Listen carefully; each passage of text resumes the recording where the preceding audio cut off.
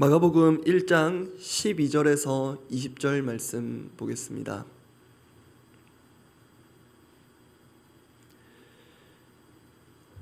마가복음 1장 12절에서 20절까지 말씀입니다.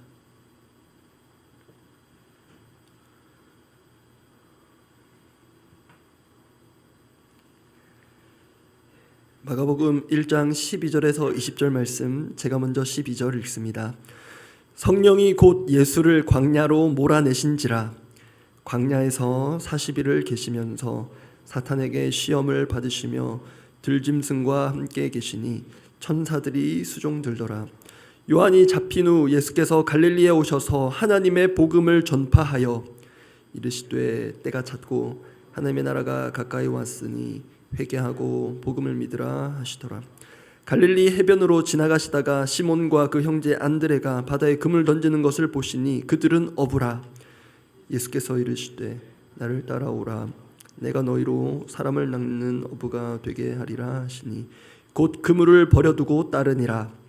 조금 더 가시다가 세베대 아들 야고보와 그 형제 요한을 보시니 그들도 배에 있어 그물을 깁는데, 함께 읽겠습니다. 곧 부르시니 그 아버지 세베대를 품꾼들과 함께 배에 버려두고 예수를 따라가니라. 말씀 나누기 전에 먼저 공지 하나 드립니다. 이미 지난주 주보에 권고된 대로 내일 설날 당일 새벽기도회 현장에서는 없습니다. 각 가정에서 자유롭게 개인적으로 묵상하고 기도하시기 바랍니다. 어제부터 마가복음 묵상을 시작했습니다. 마가도 시작이라는 표현을 사용해서 복음서의 문을 열었습니다. 어제 본문 마가복음 1장 1절 제가 읽어드립니다. 하나님의 아들 예수 그리스도의 복음의 시작이라. 제가 헬라어 원문의 기록을 표시를 해두었는데요. 헬라어 원문상에는 시작이라는 단어가 첫 단어입니다. 그리고 동사라는 것은 없고 시작 이렇게 직역해도 되게 기록이 되어 있습니다. 그런데 그렇게 복음의 시작을 알리고 나서 그에 이어지는 내용들은 마가 당시로부터 수백 년을 거슬러 올라간 것이었음을 어제 확인했습니다. 이 땅에 앞으로 오실 예수님에 대해 구약 선지자들의 예언이 있었습니다. 특히 그 예수님 오실 길을 준비하는 이 세례 요한을 통해서 하나님은 사람들이 회개함으로 예수님 오심을 준비하게 하셨습니다. 어제는 시간 관계상 여기까지 다루었는데요. 어제 본문이긴 하나 마가복음에서 예수님은 그 요한에게 세례를 받으시는 장면에서 등장하십니다. 그런데 그 장면이 아주 중요하면서도 독특합니다. 왜냐하면 성부 하나님, 성자 예수님, 성령 하나님께서 한자리에 함께 하신 역사적인 순간이기 때문입니다. 어제 본문 뒷부분인데요. 마가복음 1장 10절 11절 말씀 제가 읽어드리겠습니다. 곧 물에서 올라오실새 하늘이 갈라짐과 성령이 비둘기같이 자기에게 내려오심을 보시더니 하늘로부터 소리가 나기를 너는 내 사랑하는 아들이라 내가 너를 기뻐하노라 하시니라. 이렇게 요한에게 세례받으시는 예수님께 성령님이 강림하셨고 하늘 아버지께서 내 사랑하는 아들이라 그렇게 아들을 향한 사랑의 고백을 선사하셨습니다. 그리고 나서 오늘 본문으로 이어집니다. 오늘 본문은 짧지만 크게 세 부분으로 나누어 볼 수 있습니다. 먼저는 예수님께서 시험 받으신 것, 그리고 복음을 전파하신 것, 그리고 제자를 부르신 것입니다. 처음에는 제가 이 세 가지 부분 다 다루려고 했는데요. 준비하다 보니 시간이 턱없이 부족해서 이 중에서 시험 받으신 부분을 조금 더 비중 있게 다루고 나머지 부분은 간략하게 살펴보게 될 것 같습니다. 특히 제가 말씀을 준비하며 각 단락마다 중요한 질문이 있었는데요. 그 질문들을 말씀 가운데 풀어가는 방식으로 메시지 나누고 기도하고자 합니다. 첫 번째입니다. 시험 받으신 예수님을 보게 될 텐데요. 저를 붙든 질문은 이것입니다. 왜 광야인가 였습니다. 왜 광야인가? 그 설명을 차근차근 드리겠습니다. 예수님은 세례 받으신 후에 광야에서 사탄에게 시험 받으십니다. 이 세례 받으시고 시험 받으시는 사건의 순서는 공관복음인 마태, 마가, 누가 동일합니다. 다만 마가복음의 특징이라고 한다면 예수님께서 시험 받으신 것을 아주 심플하게만 언급하고 넘어간다는 것입니다. 13절 말씀입니다. 제가 읽습니다. 광야에서 40일을 계시면서 사탄에게 시험을 받으시며 들짐승과 함께 계시니 천사들이 수종 들더라. 보시는 대로 사탄에게 시험을 받으시며가 끝입니다. 제가 알기로 새벽을 깨우시는 분들 정도 되면 예수님 시험 받으신 이야기를 어느 정도 자세하게 떠올리실 수 있을 것입니다. 실제로 마태와 누가는 예수님 시험 받으신 이야기를 아주 상세하게 기록해 두었는데요. 마가의 경우 이 정도면 거의 생략했다고 해도 과언이 아닙니다. 그래서 이 부분 묵상하실 때 마태복음과 누가복음의 내용을 참고하시는 것도 하나의 방법일 수 있습니다. 그런데요, 그보다 더 바람직한 묵상의 포인트가 있습니다. 마가는 분명 예수님 시험 받으신 이야기를 아주 간략하게 거의 생략하다시피 기록했는데, 그럼 그 의도가 있을 것이다 이렇게 보는 것입니다. 그럼 그 의도가 무엇일까? 마가가 정말 그 시험 받으신 내용을 자세하게 알리고 싶었다면 그렇게 자세하게 기록을 했을 것입니다. 그러면 과연 마가가 예수님 시험 받으신 이야기를 이렇게 압축해서 간단하게 기록한 의도는 무엇일까? 그 실마리는 오늘 보면 12절과 13절에서 반복되는 표현에서 발견할 수 있습니다. 제가 먼저 12절을 읽습니다. 성령이 곧 예수를 광야로 몰아내신지라. 13절 함께 읽어보겠습니다. 광야에서 40일을 계시면서 사탄에게 시험을 받으시며 들짐승과 함께 계시니 천사들이 수종 들더라. 마가는 시험의 내용과 그 과정들보다 그 시험이 이루어진 장소를 더 부각시키고자 하는 것 같습니다. 그 장소가 보시는 대로 광야입니다. 한 번만 언급해도 될 것을 굳이 두 번 언급합니다. 그런데 이 점은 어제 본문까지 연결해서 살펴보면 더욱 명확해집니다. 오늘 제가 설교 초두에 말씀드렸습니다. 마가복음 1장 1절 복음의 시작을 알리고 구약으로 거슬러 올라간 그 어제 본문을 보면 역시 등장하는 장소적 배경이 반복해서 나오는데요, 광야입니다. 마가복음 1장 3절입니다. 광야에 외치는 자의 소리가 있어 이르되 너희는 주의 길을 준비하라. 그의 오실 길을 곧게 하라. 그리고 이 구약의 예언을 거의 문자적인 수준으로 그대로 성취한 인물이 세례 요한인데요, 그의 사역 무대 역시 광야입니다. 어제 보면 4절입니다. 제가 읽습니다. 세례 요한이 광야에 이르러 죄사함을 받게 하는 회개의 세례를 전파하니. 그래서 마가복음을 시작하면서 펼쳐지는 장소적 배경은 보시는 대로 광야라고 할 수 있습니다. 그 광야의 세례 요한을 예수님께서 찾아가셨습니다. 그래서 어떤 점에서는 예수님께서 요한에게 세례받으신 곳도 넓은 의미에서는 유대 광야라고 할 수 있습니다. 그런데 이 광야라는 지리적 배경이 어제 본문에서 그치지 않고 오늘 본문 12절 13절 예수님 시험 받으신 그 이야기 가운데 거듭 반복되어 나오고 있는 것입니다. 그래서 시험 받으신 예수님을 마가가 소개하고 있는 대로 보자면 우리가 생각해 볼 묵상의 질문이 있는데, 그게 바로 왜 광야인가 하는 것입니다. 세례 요한도 광야요, 이미 광야가 그의 사역 무대가 될 것까지 수백 년 전 선지자를 통해 예언이 되었고 그것을 실현했습니다. 특히 이 점을 누가복음에서는 강조하고 있습니다. 누가복음 1장 80절인데요. 제가 읽어드립니다. 아이가 자라며, 이 아이는 세례 요한을 가리킵니다. 누가복음 1장 80절입니다. 아이가 자라며 심령이 강하여지며 이스라엘에게 나타나는 날까지 빈들에 있으니라. 여기서 빈들로 번역된 헬라어 원어는 오늘 본문의 광야와 같은 단어입니다. 누가의 기록에 따르면요, 광야는 세례 요한의 사역 무대일 뿐만 아니라 그가 어릴 때부터 자라고 특별한 훈련을 받은 장소이기도 합니다. 그곳이 광야입니다. 그 광야에서 세례 요한과 예수님이 역사적 조우를 하십니다. 그리고 그 광야에서 이제 예수님이 40일간 계시며 시험을 받으십니다. 이렇게 중요한 연결고리가 되고 있기도 한 것이 광야인데, 그래서 더 궁금해집니다. 왜 광야인가? 다르게 말하면 하나님은 왜 이렇게 광야를 중요한 역사의 무대로 사용하시는가? 이거 분명 우리가 깊이 묵상해 볼 가치가 있는 질문입니다. 그런데 여러분, 사실 그 답은 그렇게 어렵지 않습니다. 왜 광야인가? 예수님께서 나중에 세례 요한에 대해 평하실 때가 있는데요, 여자가 낳은 이 중에 세례 요한만큼 큰 이가 없다고까지 하신 바가 있습니다. 그리고 우리 예수님은 더 말할 필요가 없습니다. 하나님의 아들로 이 땅에 오셨습니다. 그 외에도 여러분 우리가 구약을 조금만 떠올려 봐도 믿음의 거장이라고 할 만한 이들은 거의 다 예외 없이 광야라는 곳에서 특별한 시간을 보냈습니다. 하나님께서 광야로 보내시기도 하셨고요. 대표적인 게 모세 그리고 이스라엘 백성들입니다. 그들을 연상시키는 중요한 표현 중 하나가 오늘 보면 13절에 있는데요. 13절 제가 읽어드립니다. 광야에서 40일을 계시면서 사탄에게 시험을 받으시며 들짐승과 함께 계시니 천사들이 수종 들더라. 사탄에게 시험을 받은 것은 마가가 간략하게 기록했는데 그 광야에서 며칠을 있었는지는 구체적으로 기록하고 있습니다. 그런데 이 40일 여러 의미가 성경 가운데 있는데 앞서 말씀드린 모세와 연결짓자면 모세가 하나님께로부터 율법의 말씀을 받은 곳 역시 넓은 지리적 배경상 시내 광야이고 그 시내 광야에 있는 시내산인데 거기서 모세가 보낸 기간도 40일입니다. 그때 모세가 무엇을 했느냐? 출애굽기 34장 28절입니다. 모세가 여호와와 함께 40일 40야를 거기 있으면서 떡도 먹지 아니하였고 물도 마시지 아니하였으며 예수님 생각이 납니다. 여호와께서는 언약의 말씀 곧 십계명을 그 판들에 기록하셨더라.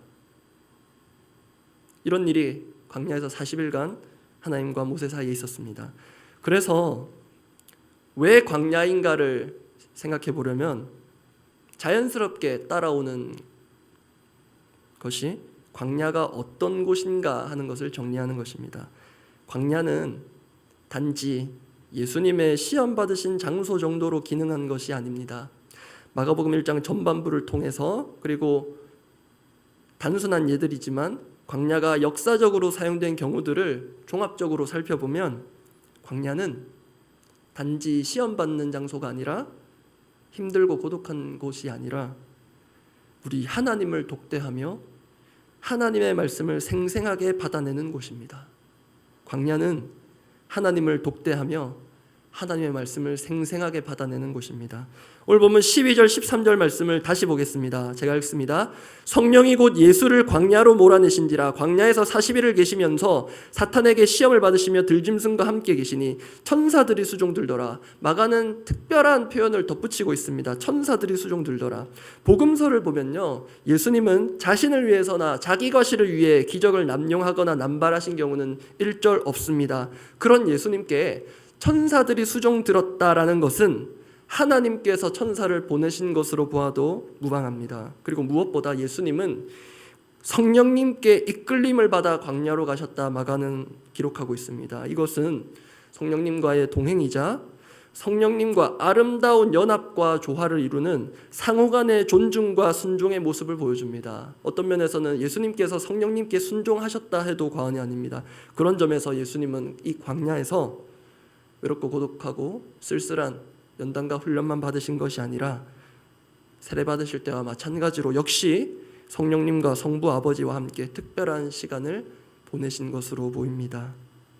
그렇게 광야에서 여러 면에서 특별한 시간, 또 훈련과 연단의 시간이라고도 할 수 있는 그러한 시간을 보내시고 예수님 공생애의 사역 가운데 선포하신 복음이 소개됩니다. 14절과 15절인데요.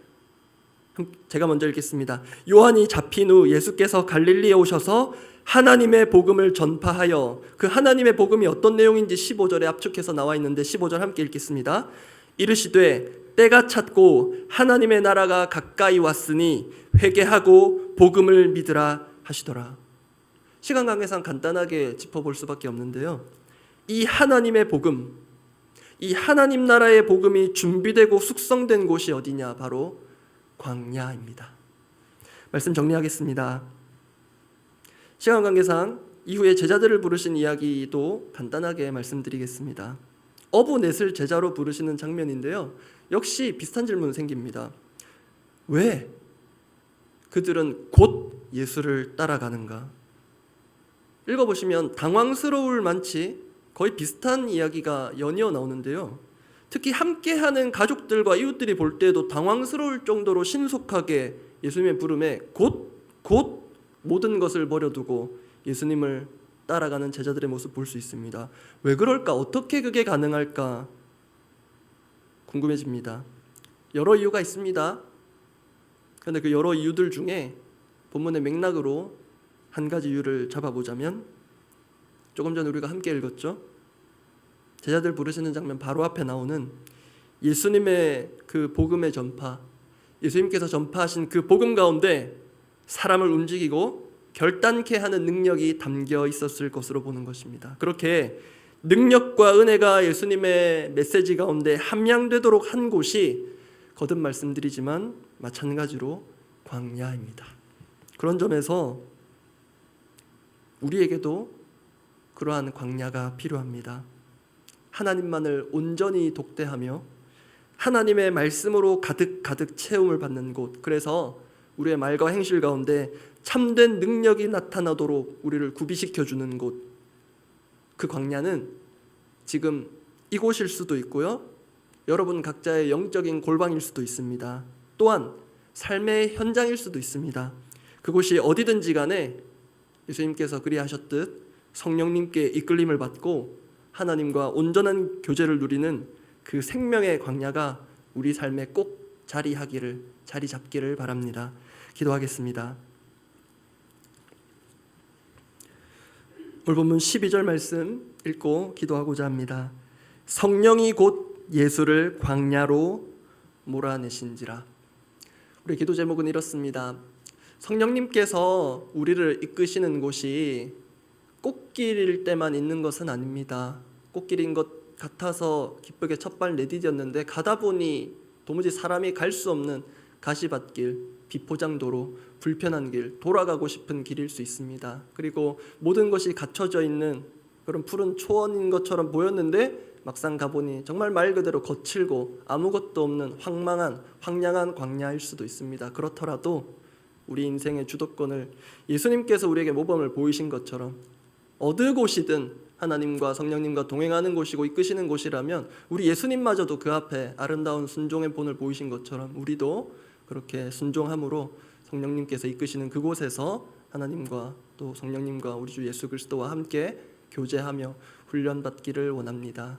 그래서 그렇게 우리를 부르시고 함께하자 초청하실 때 그곳이 어디인지를 보는 것이 아니라 함께 하시는 우리 삼위 하나님을 바라보고 매일 매 순간을 즉시 기쁘게 온전히 따라가고 순종할 수 있기를 원합니다. 참고로 즉시 기쁘게 온전히 순종하는 것은 우리 종교개혁자들의 삶의 모토이기도 했습니다.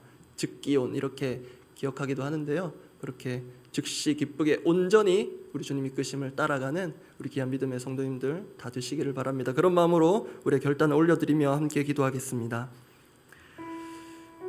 하나님 아버지, 실제로 살면서 지구상에 있는 광야에 발을 디뎌볼 기회가 있을진 모르겠습니다. 그러나 주님, 광야에서 한 시간도 하룻밤도 자본 적은 없지만 주님, 우리는 인생이 참 광야와도 같이 척박하고 참 살기 버겁다는 것은 자주 종종 느낍니다. 주님, 심지어 주님의 꿈을 이루기 위해서 나온 이곳조차도 때로 너무나도 척박하고 살아가기 퍽퍽한, 너무나도 힘들고 가능하면 피하고 싶은, 자리를 옮기고 싶은 그런 광야 같은 느낌이 들 때 있습니다. 그렇지만 주님, 그 광야에서 생명의 복음이 숙성되고 또 함양되고 그 능력의 복음으로 인하여 주님을 따르는 이들이 감동하고 감화받고 결단하고 순종에 이른 것을 봅니다. 아버지, 우리를 힘들게 하는, 우리를 지치게 하는, 그래서 당장 떠나고 싶게 만드는 그 광야 같은 것이 오늘 내 삶의 현주소이라 할지라도 이곳이 또 그곳이 우리 성령님께서 나를 이끄시는 곳이라면 주님 견뎌내고 또 주님께서 주시는 하늘의 은혜와 말씀과 지혜로 가득 채움받아 하나님 그 은혜로 넉넉하게 광야 같은 이 세상을 이겨나가게 하여 주시옵소서. 또한 주님, 남들이 알지 못하는 하나님과 독대하며 하나님의 말씀으로 가득 채워지는 그 광야가 내 삶 가운데 자리매김하기를 원합니다. 주님, 사람들이 눈에 보이지 않는 곳에서 내 삶이 헝클어지고 무너져 내리는 것이 아니라 오히려 사람들이 보지 않는 곳에서 하나님만 바라볼 수 있는 그곳에서 더 하나님을 집중하고 하나님과 따뜻한 교제를 누릴 수 있는 우리 모든 성도님들 되도록 묵은 해를 보내며 새해를 한 번 더 맞이하는 이 시점에 주님, 그렇게 우리의 삶에 새로운 은혜의 광야의 공간을 우리의 영혼과 우리의 삶 가운데 마련하여 주시고, 그 광야가 겉으로 볼 때는 광야 같지만 고독하고 쓸쓸해 보이지만 그곳이 가장 풍요롭고 행복한 곳임을 하나님과 교제하며 누리고 맛보게 하여 주시옵소서. 주님 겁없이 간구하는 것일 줄 모르나 주님, 그러한 은혜의 광야 우리 가운데 선사하여 주시옵소서. 공동의 기도 제목들을 두고 기도하겠습니다. 음력으로 한 번 더 새해를 마무리하고 또 새해를 또 맞이하게 됩니다. 올해 우리 공동체에 주신 말씀 기억하십니까? 사도행전 20장 24절 말씀. 개인적으로는 그냥 쑥 들어와 버려서 그냥 외워져 버린 말씀이기도 한데요, 내가 달려갈 길과 주 예수께 받은 사명 곧 하나님의 은혜의 복음을 증언하는 일을 마치려 하면은 나의 생명조차 조금 더 귀한 것으로 여기지 아니하노라. 우리 사역의 현장, 이 교회를 세워가는 현장도 때로 광야같이 너무 버겁고 힘들고 고독하고 쓸쓸한 때가 분명히 있습니다. 이제 다락방 개강을 앞두고 있는데요, 다락방 개강 누군가에게는 설레고 기다려지는 시간일 수 있는데 일부 순장님들 그러실 수 있고 얼마든지 그러실 수 있다 생각합니다. 마음이 무거워지고 이번 학기는 또 어떻게 보내나 막막해지고 막연해질 수도 있는데, 그곳이 하나님께서 우리를 향한 특별한 은혜를 준비한 광야 같은 시간일 수도 있겠다는 기대를 가져봅니다. 그래서 다락방 개강을 앞두고 준비되는 중요한 과정들, 신임 복직 순장 오리엔테이션과 우리 순장 수련회, 그리고 다락방 개강을 기다리고 있는 모든 순원들, 순장님들 가운데 하나님 기대함 주시고 새로운 마음 주시고, 내 생명을 조금 더 귀한 것으로 여기지 않겠다 했으니 좀 불편함이 있고 어려움이 있더라도 서로를 위해서 희생하고 섬기면서 그렇게 아름다운 하나님의 나라를 세워가겠습니다. 그런 마음으로 기도하시고, 또 지난 주일에 바나바 세미나 1차가 있었고, 이제 다음 주일 모레 말고 그 다음 주일에 바나바 세미나 또 2차가 있고, 또 앞으로 또 교회 가운데 중요한 양육과 훈련의 일정들이 있습니다.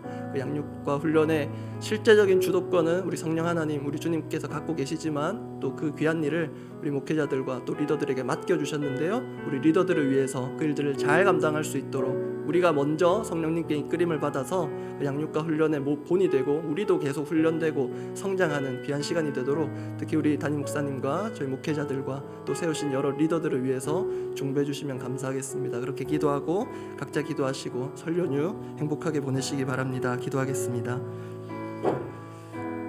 하나님 아버지,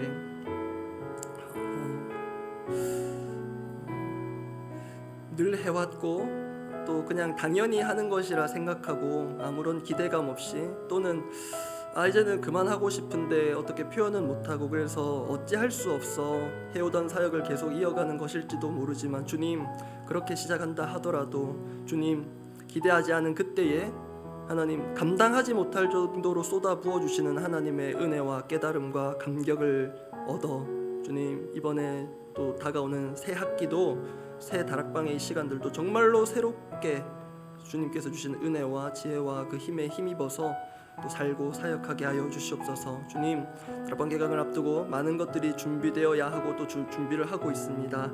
또 새로 또 신임 순장님들과 또 다시 또 순장의 사역들을 이어가는 우리 복직 순장님들, 주님 정말로 주님 성령님께서 친히 이끄시는 그런 훈련과 또 준비로 잘 구비되게 하여 주시고, 성령님께서 이끄시는 대로 가리라, 그런 방향들이 잘 잡히는 오리엔테이션 되게 하여 주시옵소서. 주님, 순장 수련회 가운데 영적 공급을 또 기대하는 이들이 있습니다. 그런데 주님, 그러한 공급을 일방적으로만 주고받는 것이 아니라 서로가 서로에게 헌신하고 또 관심을 보이고 또 서로가 서로에게 힘이 되어주는 그런 귀한 연합과 하나됨으로 그런 은혜들을 서로가 함께 누리게 하여 주시옵소서.